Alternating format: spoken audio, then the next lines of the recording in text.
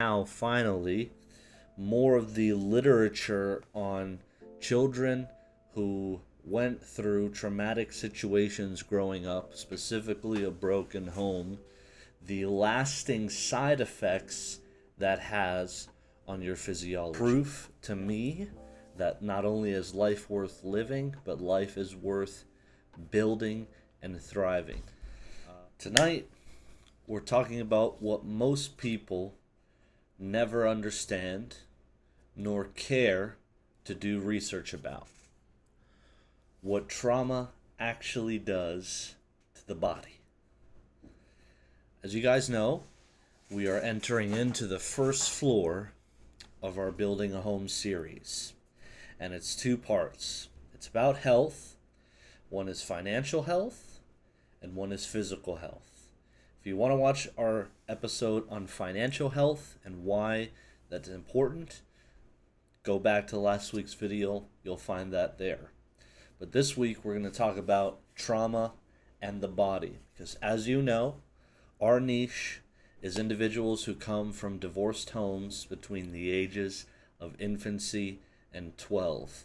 And when you went through that traumatic situation as a child in your developing years, your body 100% took a toll. And I want to explain to you perhaps why, like me, you've had certain health issues and you have found it hard to maintain good health up until this point. Now, the caveat is, as always, awareness brings clarity. Clarity empowers you to make that choice. And so what ended up motivating me to start changing my life was not only did I survive a suicide attempt and have many good things happen to me up until that point that have been proof to me that not only is life worth living, but life is worth building and thriving. But I also was just tired of having issues with my body and not doing anything about it. I've had lots of physical issues with my body my entire life, and I'm just so happy that now finally more of the literature on children who went through traumatic situations growing up, specifically a broken home, the lasting side effects that has on your physiology. Now, you may not have the same problems that I have, but probably you have had similar symptoms or at least struggles with your health. That's what the data shows. And I want you guys to know it's not theory, it's not buzzwords, it's the biology, it's the psychology, the stuff that explains perhaps why so far discipline has been hard for you, why sometimes your body may feel stuck, why consistency feels impossible even when you want it. So very important. And so what I always do is I always start with my own personal journey. As of right now, I'm still not where I want to be in terms of my physique. I train at the gym, and I have consistently now for the first time in my life. But throughout my life, I've had various stages, let's say, of physical health, and it's been a roller coaster. I've been, quote unquote, did very well for some years, which I wasn't really doing well. It just looked like I was doing well. Some years I did very badly. And what I've realized is that I was never able to find consistency due to lack of understanding. But now that I understand, the way I approach my health is completely different than any other time in my life. I don't approach my health as a way of punishing myself. I don't approach my health as a way of adhering to social norms, and I'll explain what that means in a little bit. And I don't approach my health in a way that forces me to have negative feelings about my body and what I want to do. I was motivated by negativity previously, and that's probably why I ended up with some of the health issues that I have. But I want to explain these things to you guys, not as a person who has arrived, but as a person who is on their way. And if I can start, certainly you guys can start as well. Because, like I said, our goal is for all of us to get to that destination together. We want to change the world. We want people to finally understand trauma and what that means. But most importantly, we want people who are like us, which are children from broken homes. I was an only child, so I definitely want to speak very specifically to only children because that's a different type of suffering. But even if you had siblings, even if you had a traumatic childhood that was not just a divorce as well, um, you're with the right people.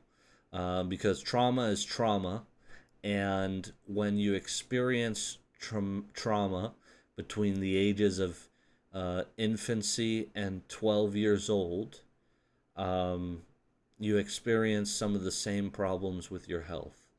And so I want to talk about that. I mean, what happened was I was always a skinny kid. I was very active. I was in shape for many years of my life, up until third grade. Third grade, when I was 8 years old, is when my parents got divorced. Now, unfortunately, you know, my first coping mechanism was food. I consumed food like you wouldn't believe, but it wasn't in a sneaky way at night, like in my room hiding wrappers and, stuff like that. It was all out in the open. And unfortunately, I come from an immigrant family. Not that that necessarily means anything, but European culture and Latino culture, when you're a young child and you're eating a lot, for the first few years until you start to gain some serious weight, they say, oh, he's just a growing boy. This is totally normal, because I would eat at least two helpings of food. I would have dinner and then I would ask for seconds every single time. And so, I realized later on, obviously, that it would have been nice if someone had an understanding as to why I was doing it. Um, Definitely was a hard situation. But yeah, that was my first coping mechanism with the divorce of my parents and the abuse of my biological father, was to eat. And unfortunately, as well, because I desperately wanted my biological father to love me, I wanted him to be my hero, I wanted him to be my Superman. Um, Despite his abuse, I still modeled myself after him for a very long time.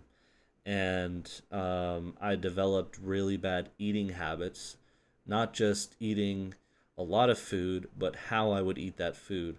I wouldn't chew my food a lot, because my biological father was an ex-felon. And so from the time he came out of prison, if any of you are familiar, most of the guys in there are similar to guys in the military that serve in the field. You eat in survival situations very fast. You're like shoveling your food, you're barely chewing, and you're swallowing big gulps of food, because you're trying to either, number one, finish your food as fast as possible to, prison context, right? Um, because that's when you're vulnerable. Everyone has to eat. That's one of the ways that you're vulnerable. Number two, my biological father came from extreme circumstances in his childhood. Um, he had very abusive parents, and so I know for sure probably the same thing. It was eat to be done with it and just move on to the next thing. Um, and so I modeled myself after him. And at a very young age, when you don't chew your food properly and you eat out of desperation instead of nourishment, big difference.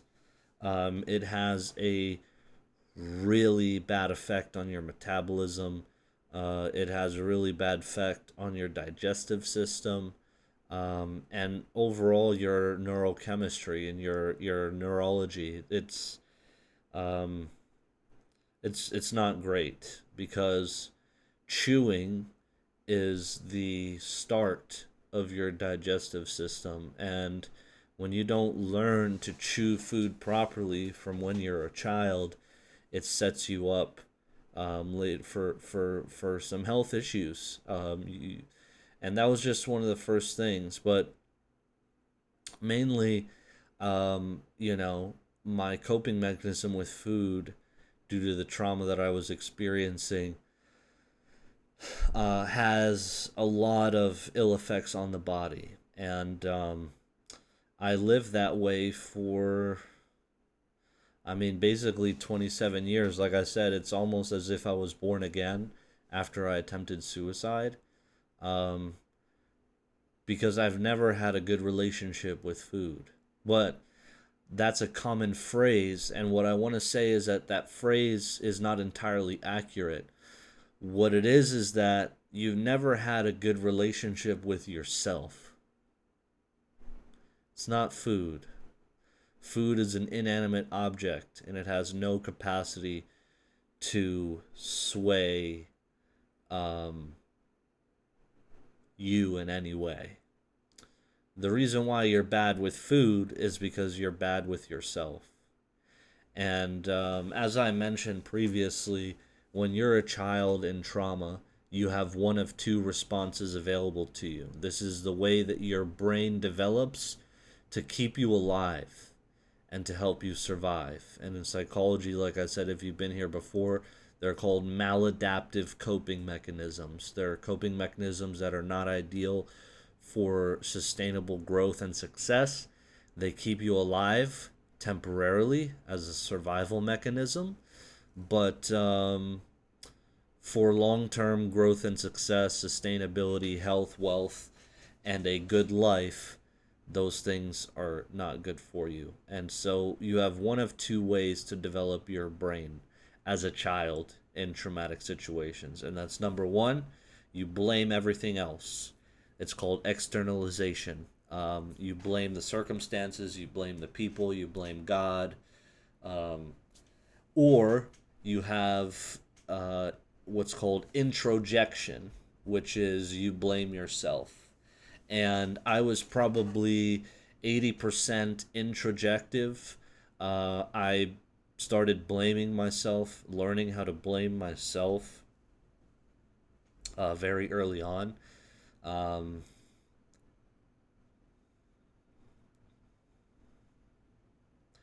a lot of self hatred, a lot of self loathing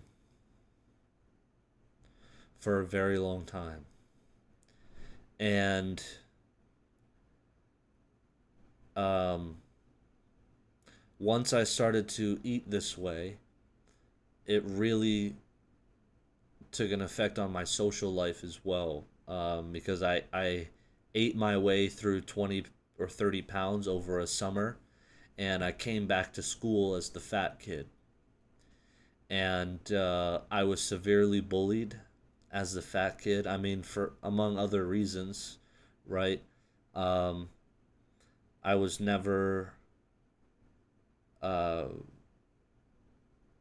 really. No one ever really was curious about my situation or my sadness. Um, I really didn't have a lot of friends. I had many friends, but all of those friends, when I came back that summer in third grade, because I went to the same school since preschool, they all turned on me basically, except for one friend of mine. And it was a hard time. So you start to hate yourself because your brain elected that path for survival. And then I realized that I was hated by other people as well. And so obviously, as an adult, I realized that any bully is just also a highly traumatized person. And as a survival mechanism, they take their trauma and they abuse others as they've been abused, right? And obviously, that's, I'm 30 now, so I'm able to say that from a point of view that is, very, detached. Um, and obviously, I've done a lot of work. And so I don't blame those kids. In fact, I think back to the circumstances. I know some of those kids that were bullying me. They had some very bad situations going on in their homes, and that's just how it works. Unfortunately, human beings, part of it is co regulation.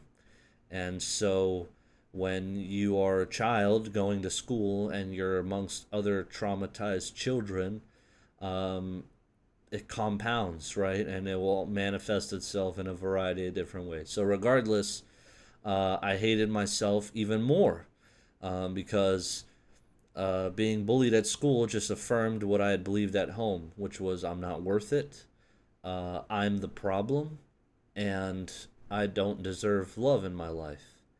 And then, of course, you just double down on all of your bad habits because that's your way to survive. You be you develop an eating disorder, whether it be eating too much or eating too little, because that's the one thing that you can control.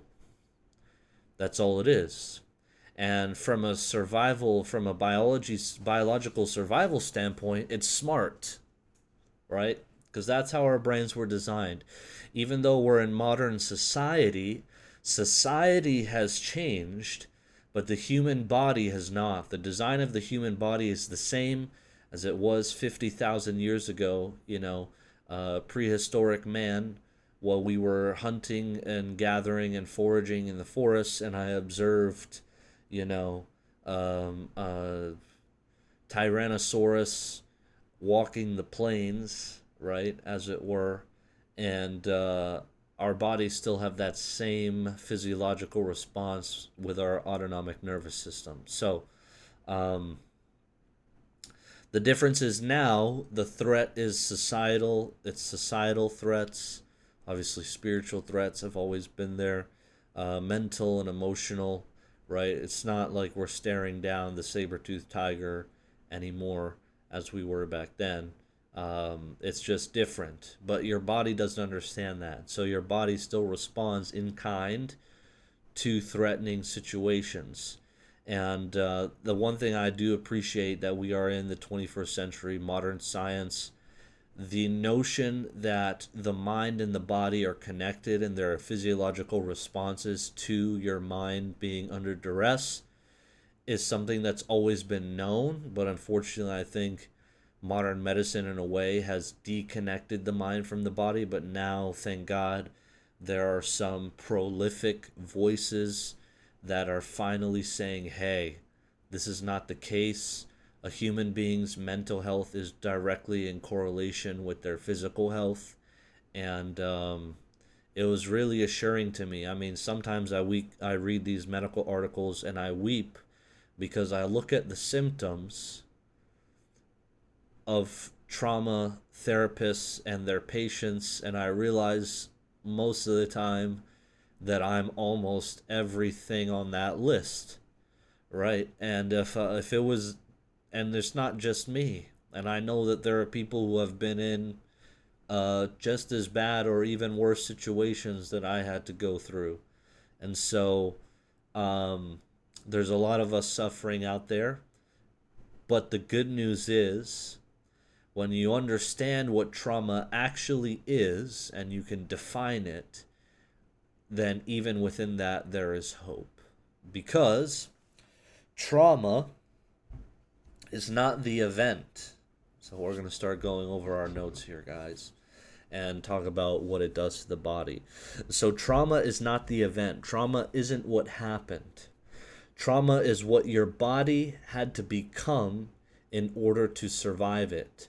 It's the wound you sustain internally based on the event itself, right? So my parents' divorce, then the continuous revelation of a abusive, narcissistic, sociopathic father, not the Superman that I thought he was growing up, is the event, but the trauma is the wound that I sustained as a result. And the nature of a wound is that it can be healed. And that's what gives us hope, is that it can be healed at any time, and you can start over any time. It's never too late. I've really only been alive the last 3 years of my life, and I'm 30 years old. And I thought that starting over at 27 was like the end of the world. But it has actually been the most amazing thing. And so wherever you are right now in your journey, number one, I'm glad you're here with us still, because I don't want anyone to ever have to get to the point of the despair where they no longer want to live, as I did. And so what happens is when you grow up in chaos, divorce, rejection, instability, your brain says, we're in danger. And in that key neurological development phase, which is really in utero to 12 years old, right? So we have on our website, just for numerical purposes, 0 to 12 years old, which technically no one is 0 years old, right? But in utero till 12 years old is your prime time for brain development. And so if you enter into traumatic situations during those years, your brain it's stunted in healthy growth, and it starts to grow in trauma response, right? And so and then what happens is when your brain starts to form its neural pathways in response to trauma, that automatically has a shift on your nervous system, because your entire nervous system shifts from growth mode to survival mode. And if that happens long enough, the body stays that way into adulthood.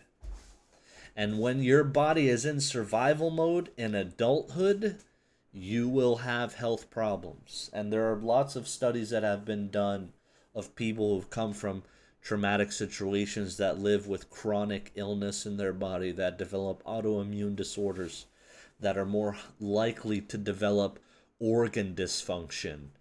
I mean, it's, a whole thing.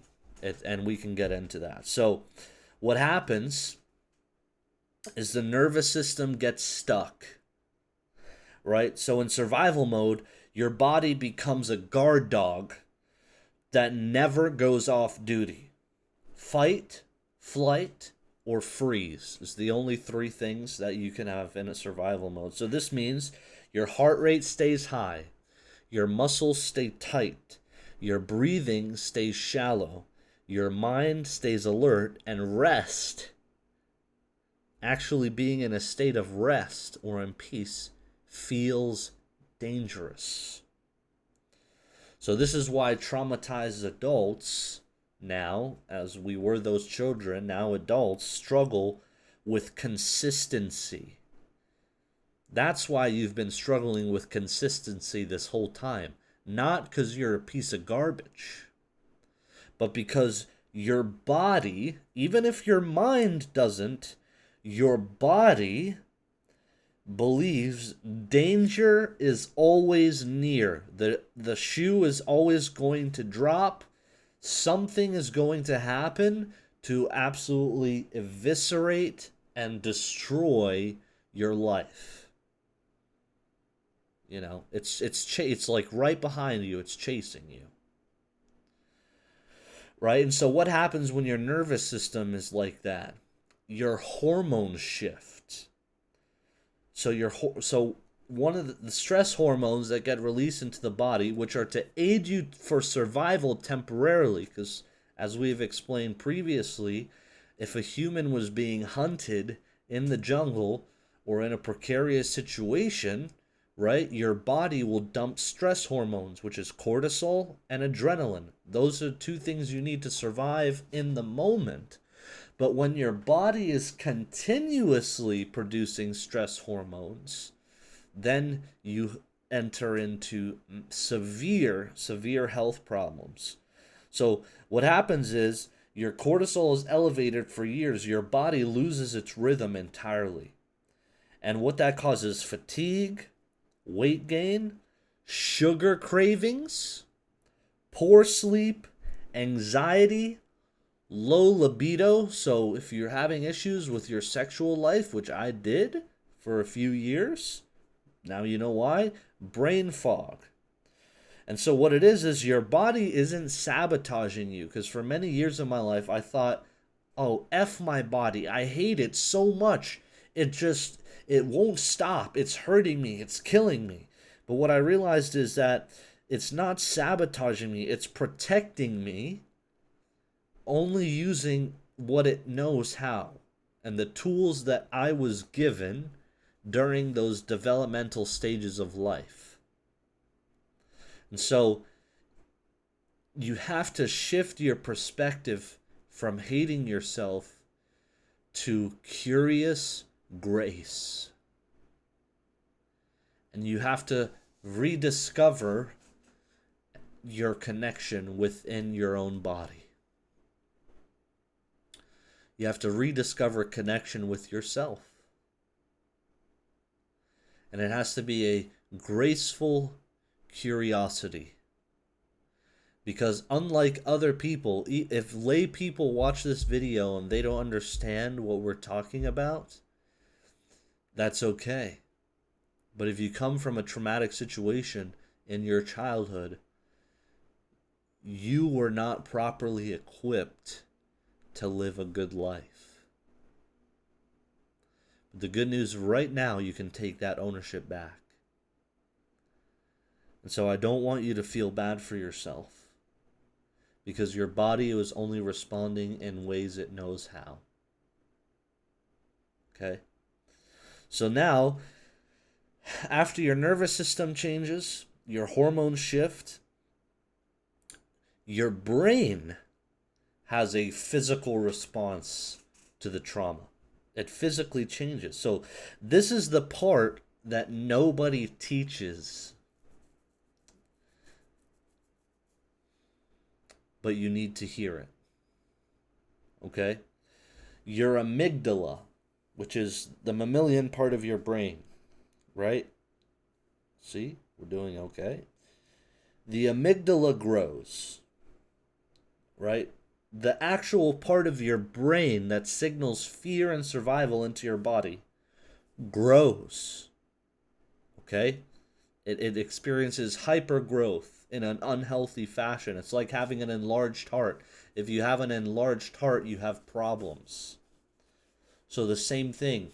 The amygdala part of your brain grows.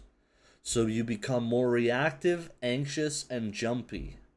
And small stress feels like a big threat, because your brain is understanding that you were given burdens to bear as a child that you were never meant to bear. And so to keep your whole entire system from breaking, to keep you from death, your brain had to adapt and change.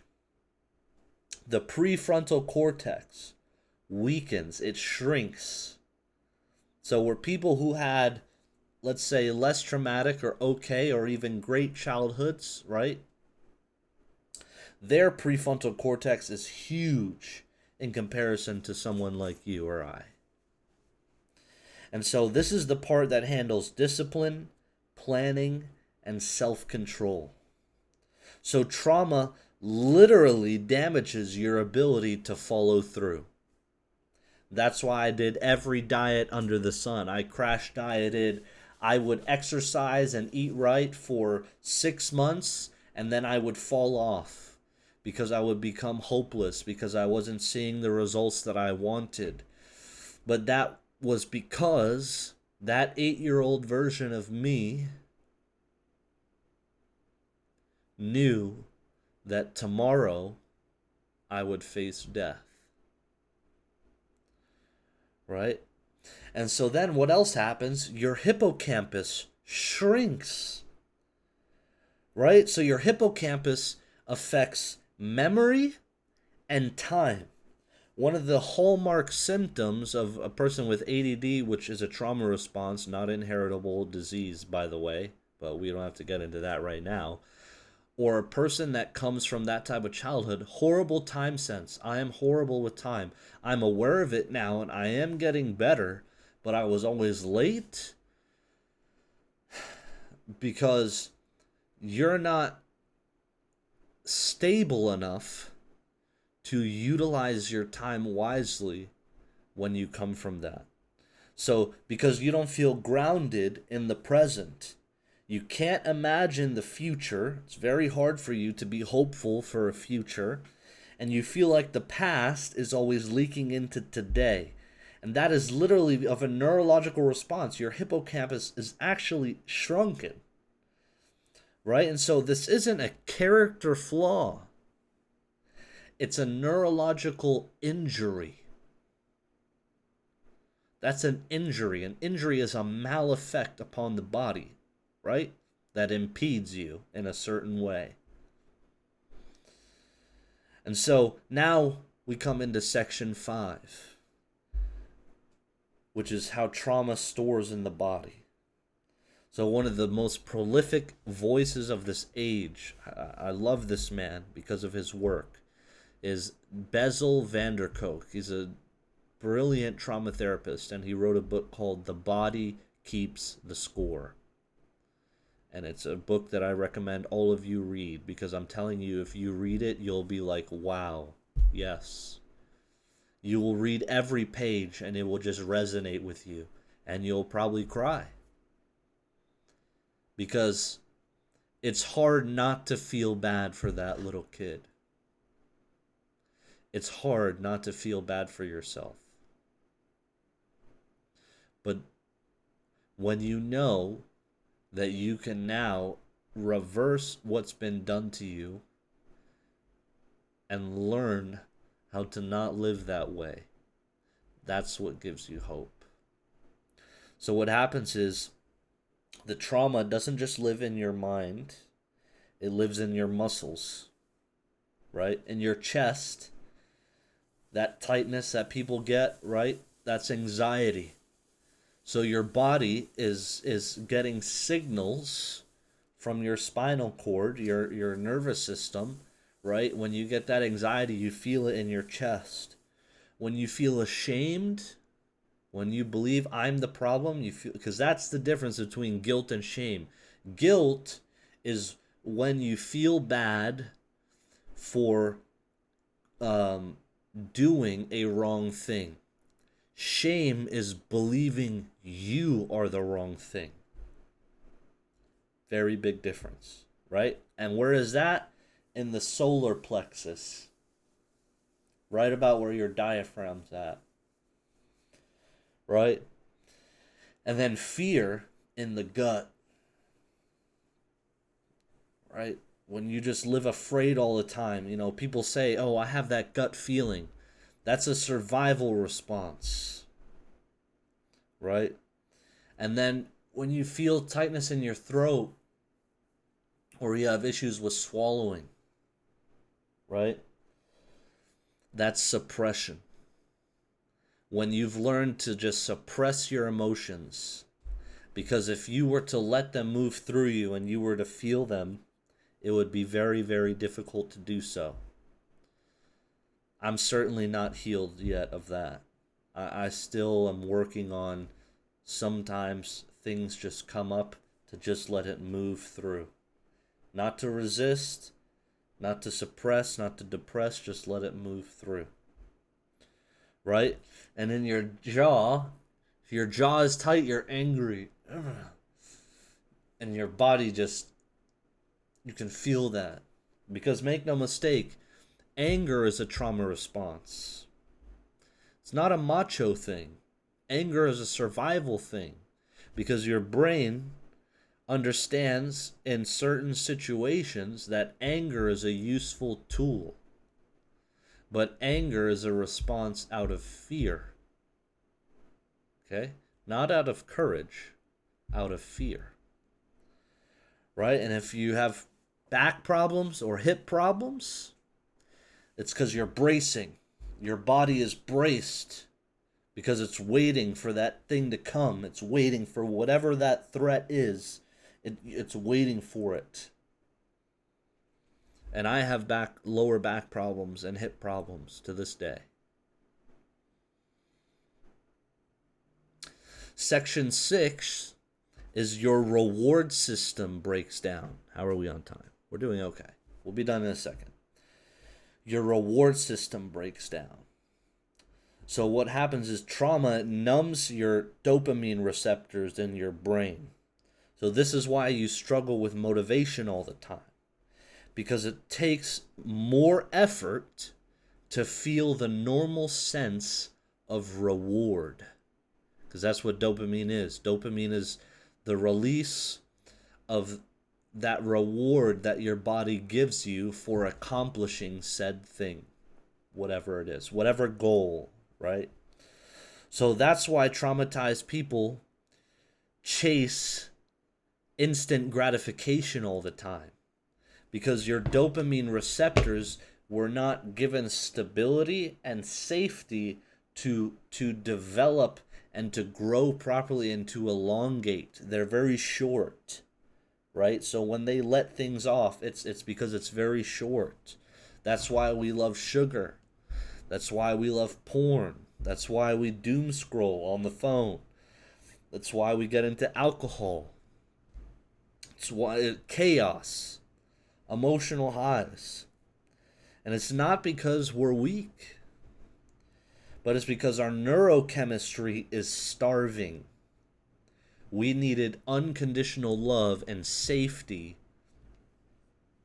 We never got it. Even doing this video, I feel it. Like, I feel it here. All day I've been thinking about doing this video, and I haven't wanted to do it because my body is responding to the very fact that I have to talk about these things. Because if I talk about them, they're real versus them just staying in here ruminating all the time. Because in a way, I also have to admit that what happened to me changed me forever. And that's hard. Because everyone who's been traumatized, we just want to be normal. But that's the thing, normal is a myth. What you really want is to be loved unconditionally, to have peace, to have safety, to have stability, to have predictability. That's what you really want. When someone says, man, I wish I was normal, you're actually saying that you wish you had the things that you didn't when you were a child.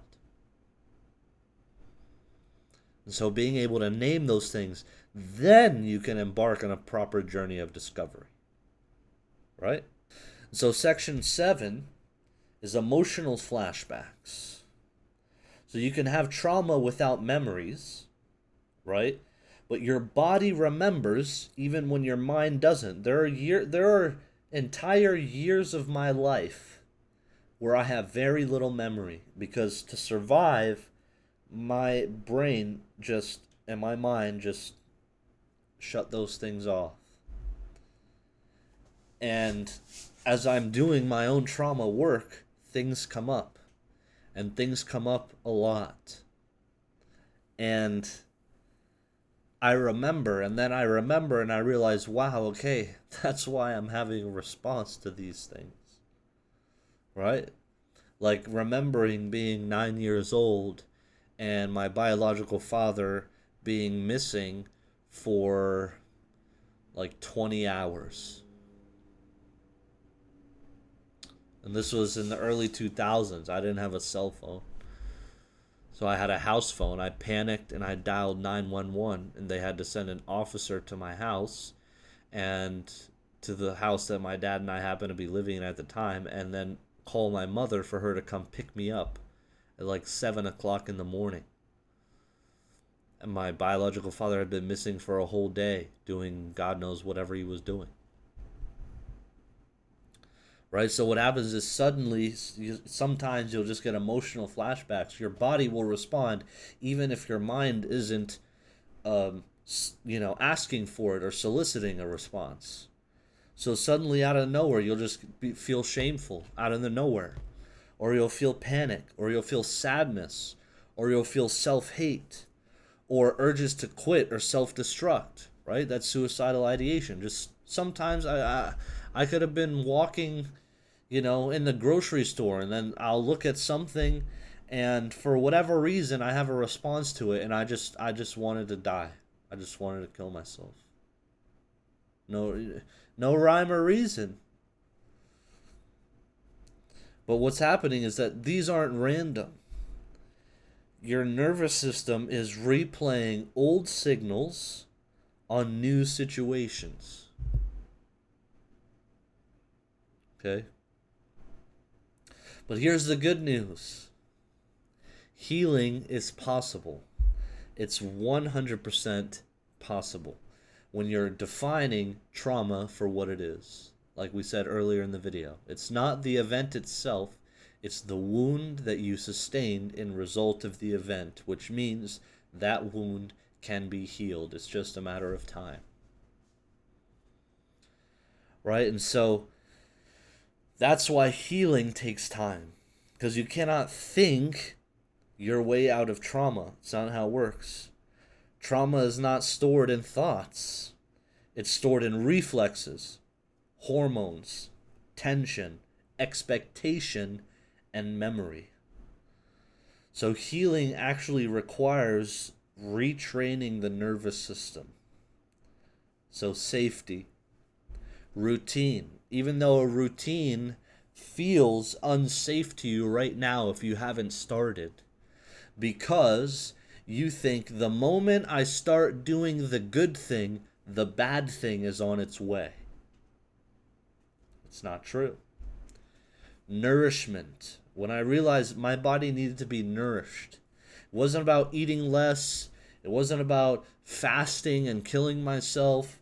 It wasn't about, trying all the different types of diets. No, it was actually about nourishing my body. When I realized that my path to healing was to actually eat, to show my body that I wasn't going to quit on it, to show my body that I wasn't going to hurt it anymore, to show my body that I was not going to mistreat or be disconnected from it. That blew my mind.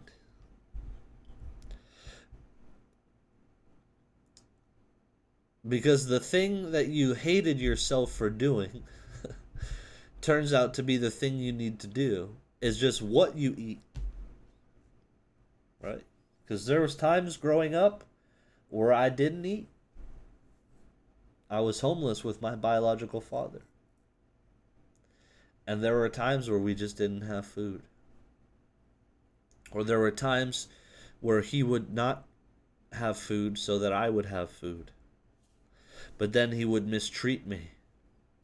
And so I would blame myself for his decisions in life.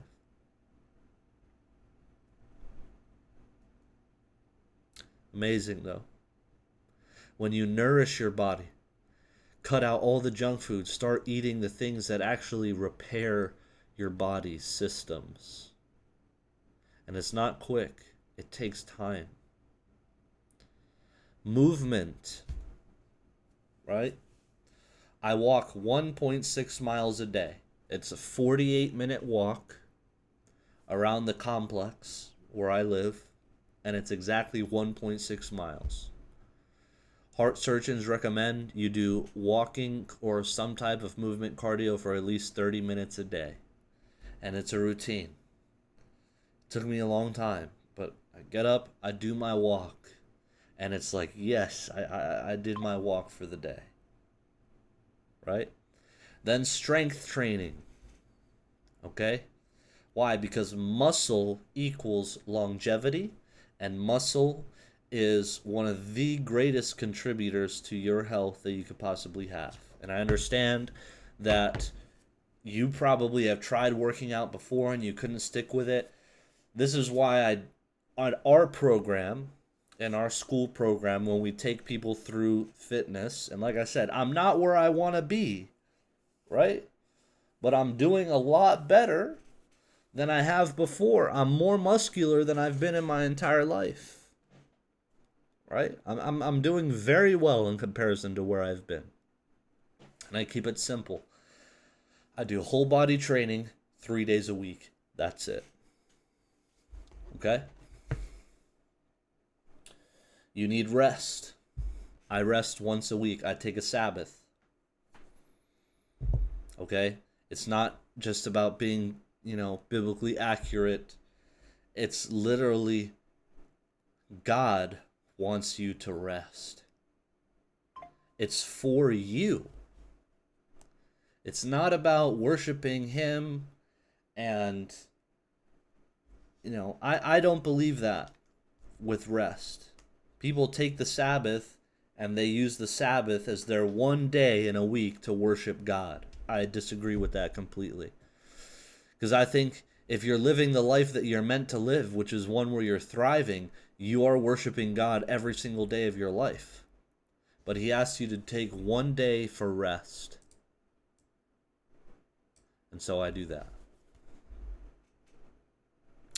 Truth. When you tell the truth, we've said in our previous video in the basement, which is identity, integrity, also in the foundation video, which is love and truth. When you start telling the truth, your whole nervous system stabilizes because you're going from living in what's false to living in what's true. And that's safety. The truth is always safer than the lie. Because the truth is what sets you free. You're becoming in alignment with the universe when you live in truth. Boundaries. We could do a whole video on boundaries, and we'll be getting into all of these specific topics, right? We're just going through the house framework so that we have a baseline of videos so people understand what we're about, right? Relationships and faith. So what all that is it's not punishment. You don't do those things to punish yourself. You can't motivate yourself through punishment. You motivate through graceful curiosity. Because it's rehabilitation. What you required as a child, you are now facilitating your own rehabilitation as an adult. That's why there's good news. Because every single one of these changes that I've described is reversible. It is 100% reversible. The traumatized brain can regrow. The nervous system can become regulated. The body can calm. Your discipline can return. Your hormones can balance themselves. Your strength can rebuild. Trauma formed your body, but love, truth, and consistency can reform it. So if this hit home for you, if you finally understand why your body feels the way it does, just know this. You are not broken. You're adapted for survival. but now you can heal for a thriving life. And it's brick by brick. This is Thomas Emmanuel Orms O'Brien. I love you guys. We can do this.